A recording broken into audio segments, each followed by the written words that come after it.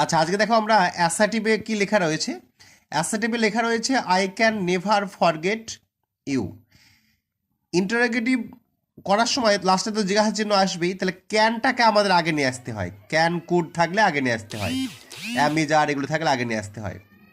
এটা হবে can I, এই নেভারটা হয়ে যাবে এভার, নেভারটা হয়ে যাবে ever. Can I ever forget you, লাস্টে জিজ্ঞাসা চিহ্ন, কারণ ইন্টারোগেটিভ মানেই তো প্রশ্নবোধক বাক্য।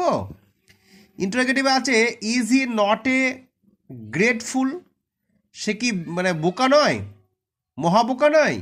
অ্যাসার্টিভ মানে বর্ণনামূলক, তাহলে কি হবে, হি ইজ এ গ্রেটফুল। আশা করি তোমরা বুঝতে পেরেছো।